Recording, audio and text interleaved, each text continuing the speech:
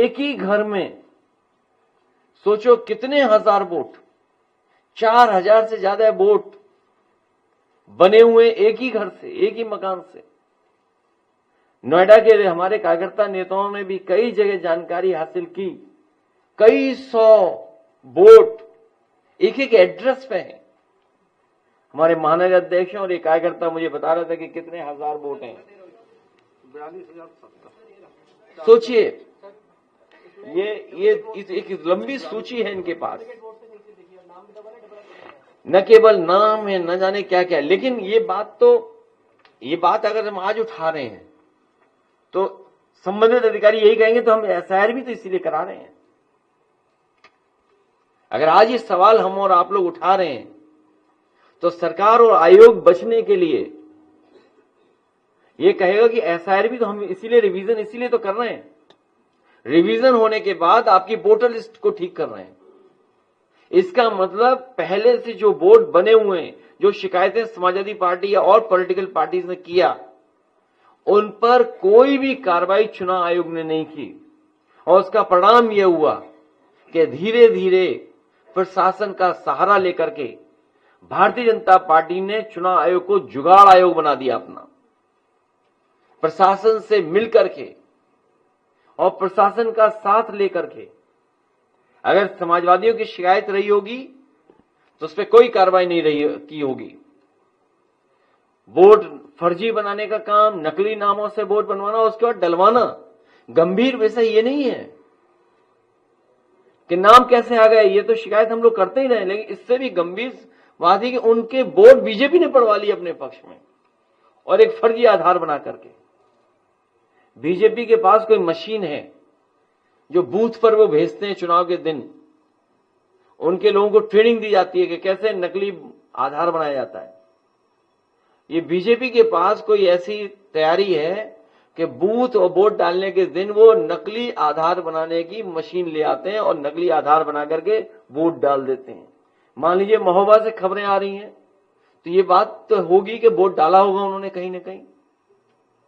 इसलिए हम अपने कार्यकर्ताओं से आज यही उम्मीद करते हैं कि बीएलए बनाएं, मजबूत बीएलए बनाएं, एजेंट हमारे जो बूथ लेवल एजेंट जो वोटर लिस्ट पर निगरानी रख सकें, अपना वोट कटने न दें, भारतीय जनता पार्टी का वोट फर्जी बनने न दें।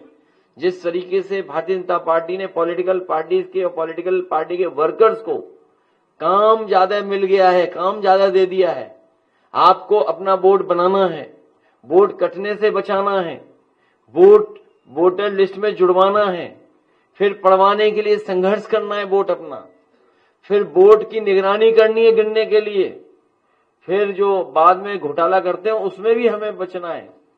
इसलिए पॉलिटिकल पार्टी के वर्कर्स से हमने निवेदन किया है कि बागपत, अपने गाजियाबाद और यहाँ के जो वर्कर्स हैं हमारे नोएडा के, वो एकजुट होकर के काम करेंगे। क्योंकि नोएडा में जो काम हम लोगों ने किया है आज भी भारतीय जनता पार्टी छू नहीं सकती उन कामों को। भारतीय जनता पार्टी नहीं छू सकती है। अर्बनाइजेशन और एक शहरी इंफ्रास्ट्रक्चर को कितना बेहतर कर सकते हैं जिससे इन्वेस्टमेंट आए। सैमसंग का एक्सपेंशन समाजवादियों की सरकार की वजह से हुआ। बड़े पैमाने पर नोएडा में इन्वेस्टमेंट आया। न केवल इन्वेस्टमेंट आया बल्कि नोएडा को बेहतर इंफ्रास्ट्रक्चर, पब्लिक ट्रांसपोर्टेशन के लिए, पब्लिक ट्रांसपोर्ट के लिए हम लोगों ने नोएडा से ग्रेटर नोएडा मेट्रो और नोएडा से दिल्ली की मेट्रो, ये समाजवादियों की देन है जो बनाने का काम किया है।